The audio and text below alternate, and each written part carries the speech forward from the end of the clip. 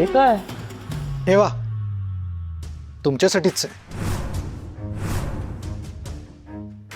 आमच्या लेकीला इतकी वर्ष सांभाळलत, त्याचं बक्षीस.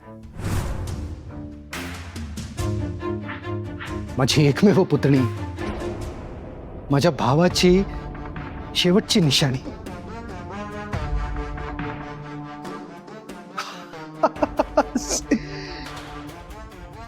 जिवंत आहे.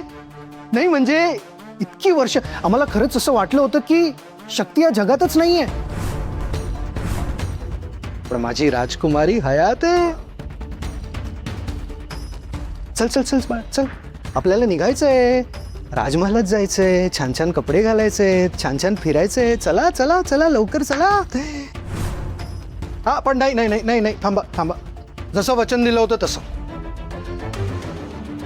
वाजत गाजत आपण शक्तीला घरी घेऊन जाणार. अख्ख्या शहरात मिठाई वाटू. चल चल लवकर चल, निखारगेंचा बंगला तुझी वाट बघतोय. चल वाजव.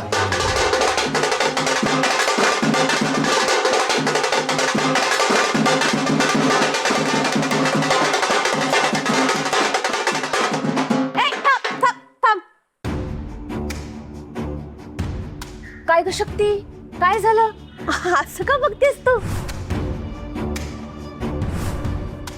अगं चल चल आपल्या घरी. आपल्या काय, तुझ्या तुझ्या हक्काच्या घरी, स्वतःच्या घरी चल. घर काय म्हणते मी, पण महाल, एवढा मोठा महाल तुझी वाट बघते. चल चल लवकर, बॅग भर. मी कुठेही येणार नाही. अगं हो, मी हे घर सोडून कुठेही येणार नाही. घ्यात. का? तुम्ही माझे खरे नातेवाईक आहात हे जरी सिद्ध झालं असलं, मला माझा भूतकाळ जरी कळला असला, तरी मला माझ्या वर्तमानाला मागे टाकून कुठेही यायचं नाहीये.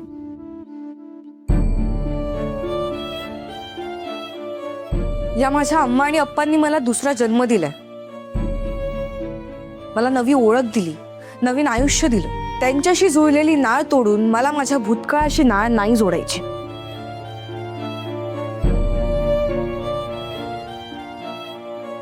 त्यामुळे मी कुठेही येणार नाहीये.